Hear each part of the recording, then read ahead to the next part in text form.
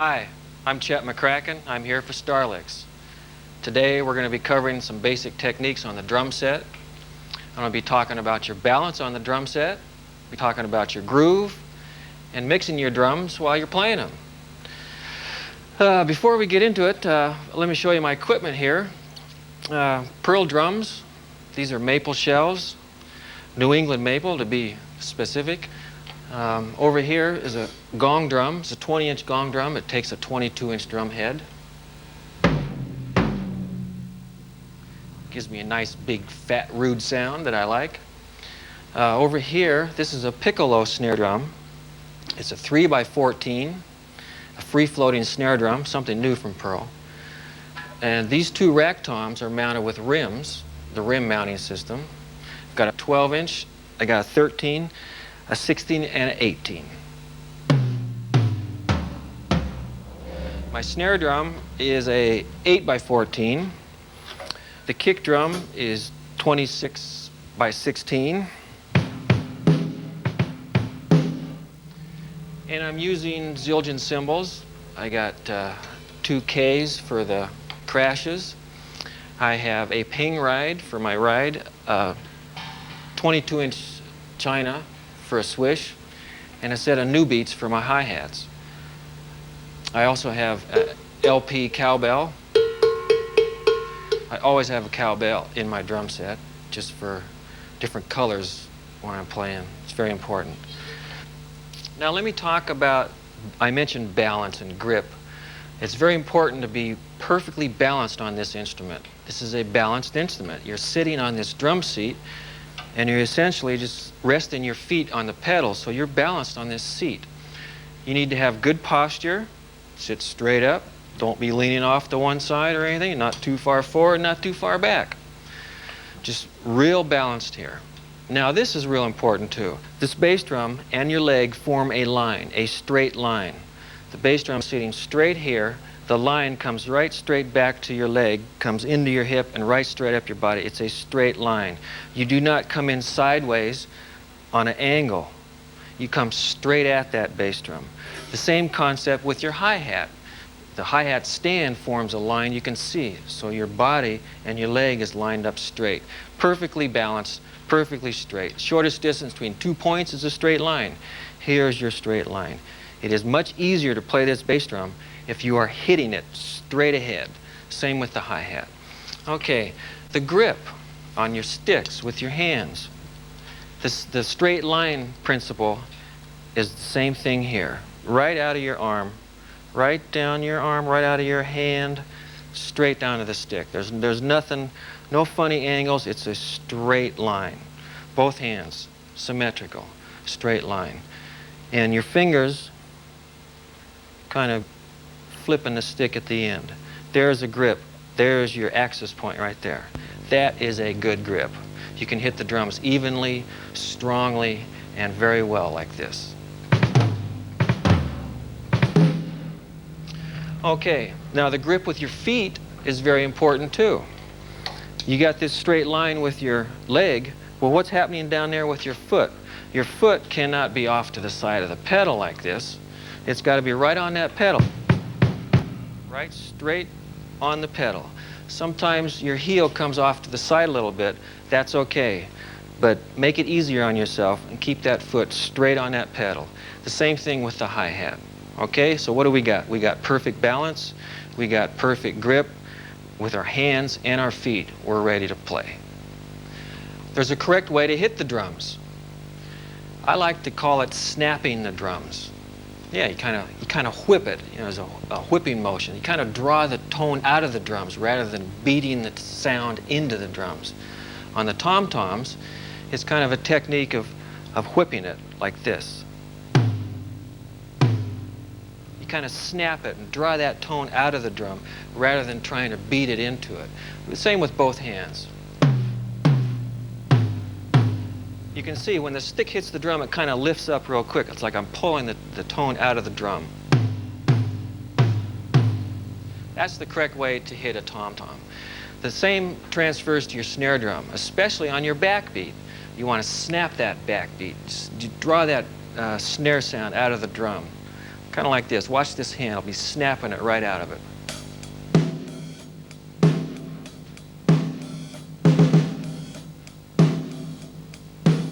I kind of draw the tone out of the drum. And it's also very important to hit the drums right in the center, unless you think you want a different sound, which you can get by hitting the head closer to the rim. But 99.9% of the time, you're going to want to hit that drum right in the center. That's where the best sound is. Right, especially the snare drum, right in the center. Now cymbals. There's a right way and a wrong way to hit cymbals. The wrong way to hit a cymbal is crashing into it at an angle and crashing through it. Don't do that because it's going to cost you money. You're going to break those cymbals, and they're not cheap. So you kind of draw the tone out of the cymbal also. You snap the cymbal and you bring the tone out of it. It's kind of a technique maybe. If you don't want to pull, if you can't pull out, if you can't relate to that, you can kind of glance off the cymbal. But don't pound right straight through the cymbal because you're going to smother the cymbal with too much stick and you won't get the right tone out of it. The ride cymbal, it's a little more involved over here because we have so much more to work with. We have the bell of the cymbal and we have the outside. The outside I use for riding, and I use the tip of the stick.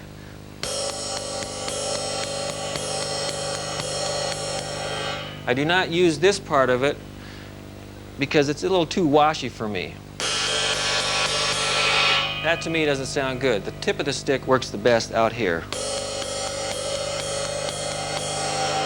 When I do go up to the meat of the stick, it's usually because I'm up on the bell.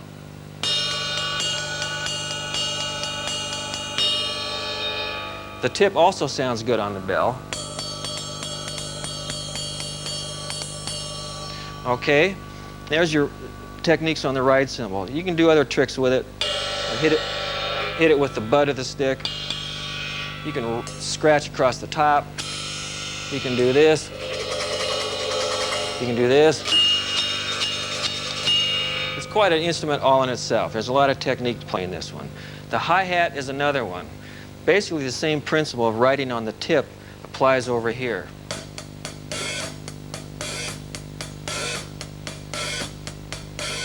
Once in a while, for different sound effects, you can move down to the meat of your stick and get a little thicker sound and actually change the sound of the hi-hat as you play it.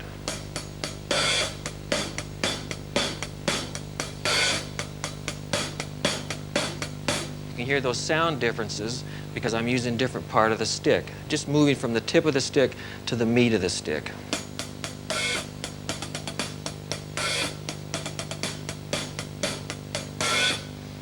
Okay, there's a little wrap on how to hit your cymbals and your drums correctly. Now we're going to have some fun. And to help us do that, I've got Randy Strom with me. Randy plays an instrument called the stick. First thing we're going to demonstrate today is some rudiments. How to have fun with paradiddles. Randy and I got a tune called Pair of Diddles. Now this thing demonstrates paradiddles, 3 different kinds. The reason there's 3 different kinds, because paradiddles themselves, I guess, if you're sitting around playing them, they can be kind of boring. I took 3 different paradiddles, chained them together to try to make them more interesting. The single paradiddle, the double paradiddle, and the triple paradiddle. The single paradiddle is this.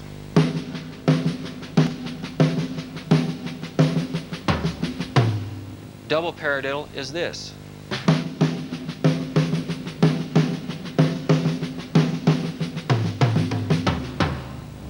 The triple paradiddle is this.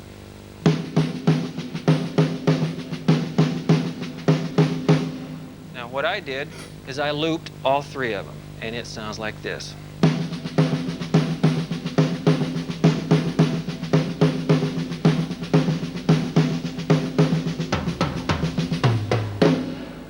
Now I used to sit around backstage just practicing this over and over and over just to relieve the pre-show tension that I used to get into. But then I got a little bored with that, so I expanded it into a little musical format here. And this is what Randy and I got to show you, how to have fun with paradiddles.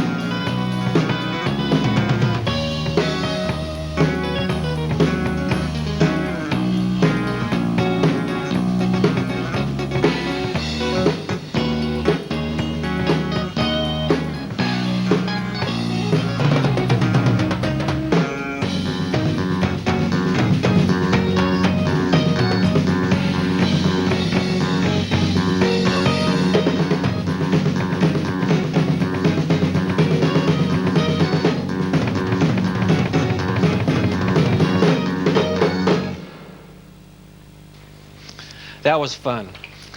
If you'll notice, in the second verse of that song, Randy and I exchanged two-bar phrases. I played the basis of a paradiddle for my phrases, and Randy did the same. Also, I used the pulse of the paradiddle for a drum fill.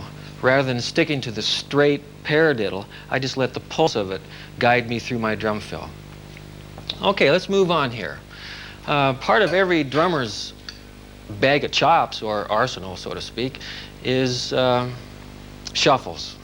We all got to know how to play a mean, bad shuffle. There's a lot of different kinds of shuffles, and I'm going to work with 3 or 4 of them right now. But what a shuffle is, it's kind of tricky. Just imagine yourself walking down the street, and you're walking down the street straight. 1, 2, 3, 4. Okay, now this is a straight groove. You're just walking down the street. This would be a straight groove. Now if you wanted to shuffle it, start skipping. That's the way a shuffle should feel. You're just shuffling down the street. You're skipping down the street. And your shuffle has got to swing. It's got to have such a nice hypnotic feel to it that whoever's listening to it, if somebody on the dance floor, if somebody's in their car driving down the street, just makes them want to skip, want to snap their finger, kind of want to strut down the street. So anyway, I'm going to play 4 different kinds of shuffles in this song. The first one is the A section of the tune. That's what I call a Detroit shuffle. Give yourself 4/4 on the bass drum, and both hands do a shuffle, and it'll sound like this.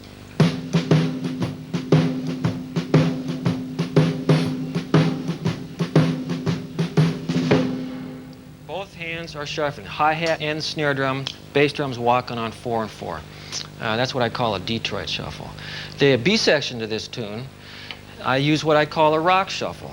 Now this time, the bass drum is doing the shuffle pattern, while you're a little straighter up here on the hat and the snare. Now this is what it'll sound like.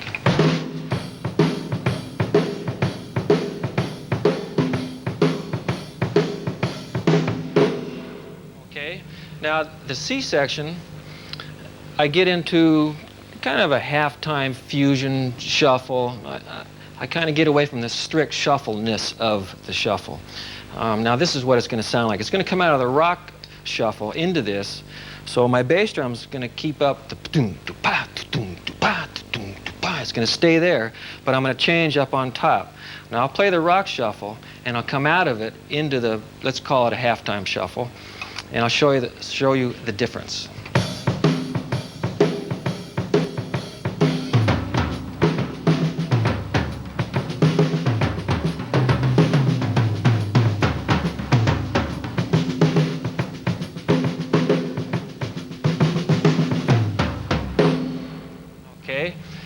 Now the fourth one, the country shuffle.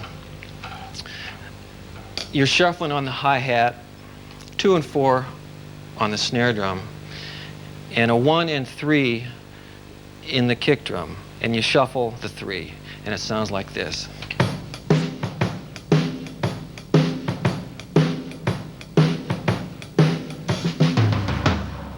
Okay, there's 4 different kinds of shuffles, and I'm going to use them all in this tune we call shuffles.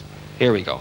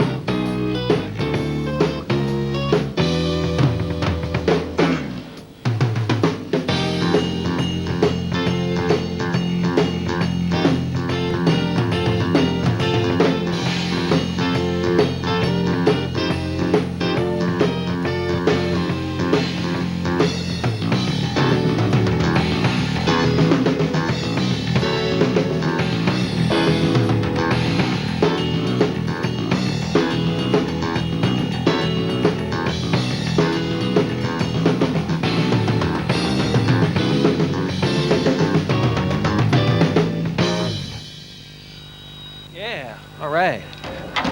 Okay, I did something before I counted that tune off, which is a trick. It's real good for you to learn this.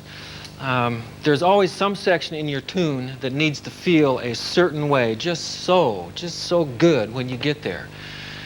That's the section of the tune you should get going through your body before you count the tune off. In this song, the section for me is the country shuffle. If I get to the country shuffle and the song's too fast, I'll know that I counted it off too fast.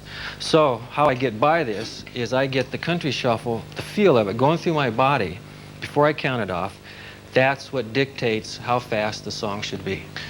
Okay, this next track, it gives me a couple things that I have to work with and keep my mind on that all drummers have to learn how to do. Namely, speaking of working with click tracks. Click tracks come from drum machines, and sometimes drum machines can intimidate the drummer when they have to keep time with this little box over here, as well as keeping time with the band over here. One of the tricks I've learned with working with drum machines and or click tracks is letting this little guy over here, this click, whoever's making this noise in this box, kind of pull us along. In other words, we don't try to play right on top of the click, or we don't try to play ahead of the click. If you play ahead of the click, you're always going to be trying to slow down, and your track's going to be feeling like that. Something's not going to feel right in the track. The groove's not going to be locked in. So like I'm saying, the trick is to stay right on the backside of it. Let this little guy pull you along. At the same time, you can just drive your groove and get the right feel if you let him stay in front of you. As soon as you catch up to him, you're in trouble. Okay, so that's the trick on click tracks. Also in this song, I want you to listen to my bass drum attitude. And this is good advice for just about any song you're playing. Your attitude on the bass drum has to be one of commitment. When you hit that bass drum, you have got to hit it. If you're recording, your engineer is going to love you if you've got a consistent hit on that kick drum. He's going to watch that meter hit that same spot every time. So a consistent, bad, you-know-what attitude on that bass drum is what we need. Also, one more point here before I play on this song. The verse of this song is kind of long. It's kind of a long verse section, and in the middle, there's kind of a moment where the music changes a little bit. I've constructed it this way on purpose, so I want to see how long I can go without playing a drum fill. How long can you go without playing a drum fill? Is it 8 bars? It's not long enough. Is it 12 bars? Not quite long enough. If it's 16 bars, you're doing pretty good. If it's only 4 bars, you're in trouble.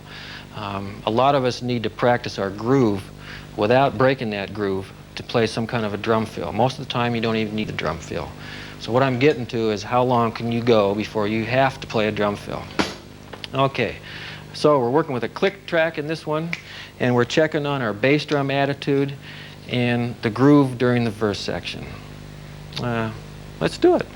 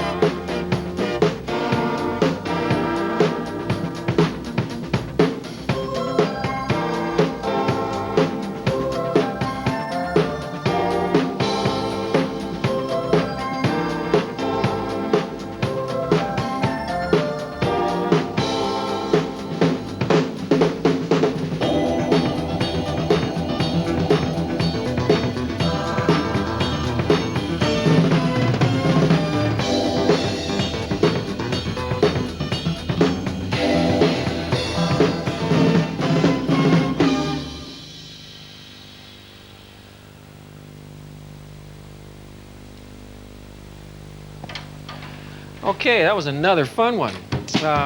It's also one of my favorite tracks. Let me say something about what I did inside that song. After the section with all the drum fills, I came out of it with a buzz roll. A buzz roll is very important. It's just a real sophisticated or intense version of double strokes. So I suggest practicing your double strokes to get them up to the buzz roll point. Everybody should have a hot buzz roll in their bag of chops. Another thing you saw me do, in the B section of the verse, I moved to the bell of my ride cymbal, and I was very careful not to overplay it. It's one of the parts of the drum set, and mainly the ride cymbal, that's easy to overplay. So I kind of lightened up on my touch on the bell during that section. Now, the center section of that tune had some drum fills in it. A lot of times we're fortunate to have a song where we can play some drum fills and show off a little bit. One of the problems we have with that is trying to let it all out at first, trying to shoot the wad too soon, trying to show all your chops in the first bar. My advice is take your time. You just play something nice here, then build it, and then build it some more, and let the whole section build. So by the time you get to it, you've crescendoed the whole section. Don't let it out of the bag too soon is what I'm saying. Take your time with it and relax, and you'll find yourself playing some real good stuff. Well, let's see. Let's move on to another track here, one that is also a favorite of mine. It's called Let's Get Modern. One of the things about this song is that it has some upbeat punches in it. Now, upbeats can be trouble spots for drummers. Let's say the dotted quarter note to the eighth note feel. This is what I'm talking about, upbeat punches.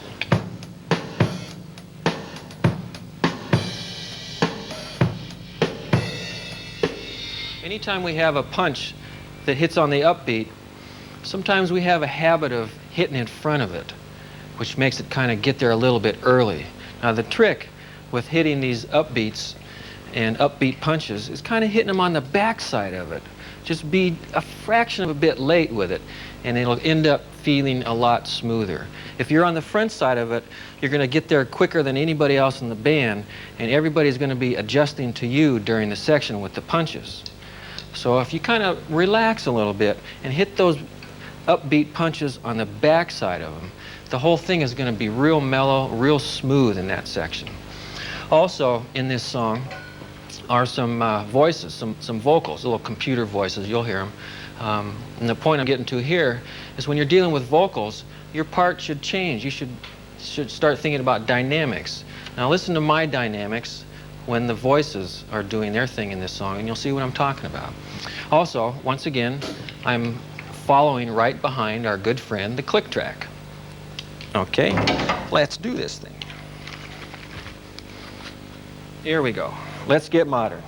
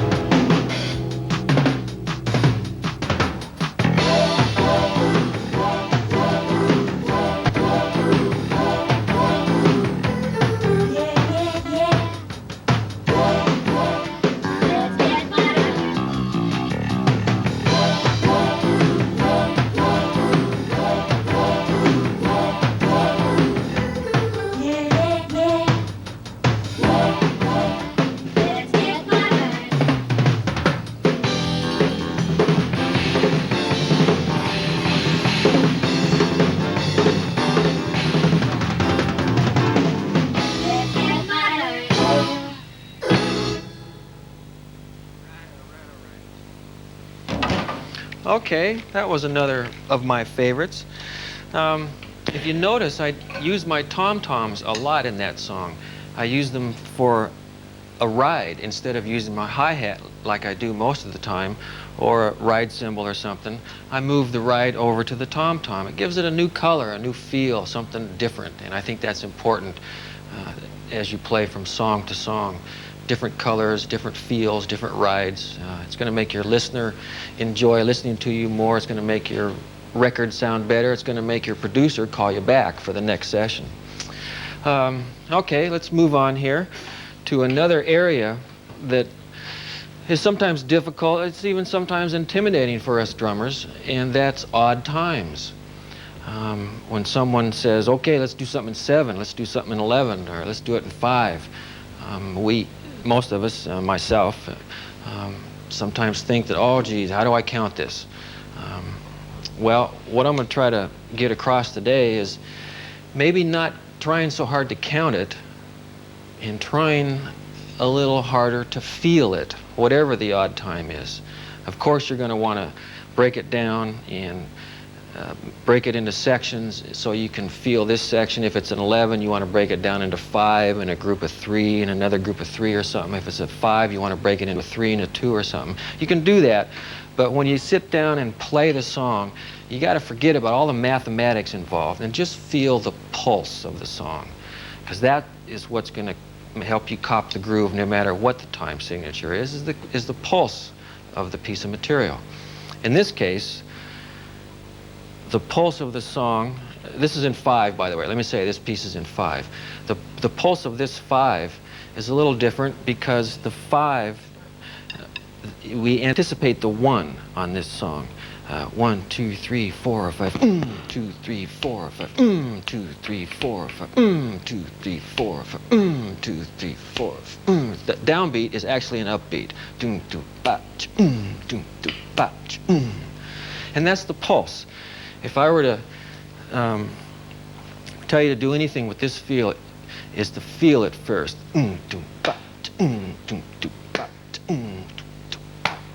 Get that going through your body first before you do anything. Before you even try to count it, just feel it.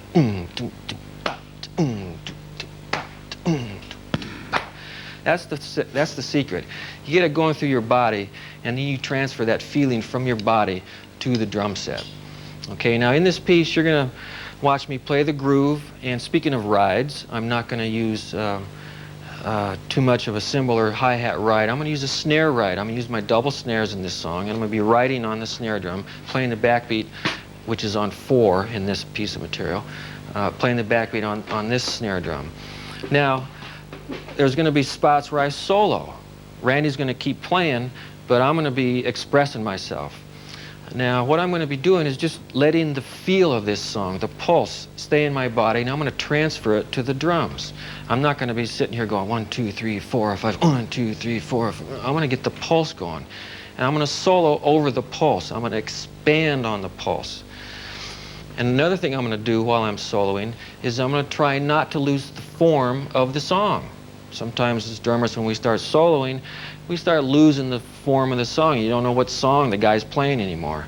So I'm going to try to keep it all real concise and condensed and never let you lose sight or never let you lose the form of the song. So let's see, what else can I cover here? One other thing I'm going to do while I'm soloing is I'm going to solo past the 1. Every once in a while you're going to hear me ignore the 1. I'm not going to acknowledge the downbeat, or in this case it's an upbeat. I'm not going to acknowledge it. Maybe I'll let it go by, and you might think I've lost the beat, but hopefully I'm going to catch it the next time. That's what I call soloing over the 1. 2-bar phrases, 3-bar phrases, 4-bar phrases, things like that. So with all that in mind, let's try to burn on this. This is called Windjammer, and it's in 5. 1, 2, 3, 4. 1, 2, 3, 5. 1, 2, 3, 5. 1, 2, 3, 5. 1, 2, 3, 4.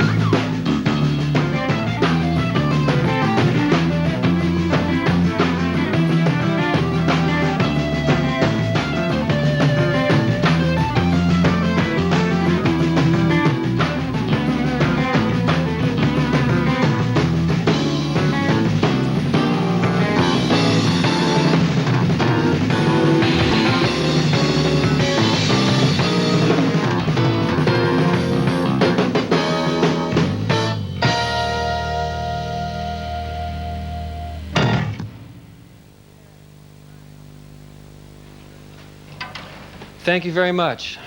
This was a lot of fun. I'd like to thank everybody from Starlix, everybody behind the camera, everybody in the sound booth that's mixing all this stuff for you, and most of all, Randy for helping me out, and I'll see you somewhere down the road. Goodbye.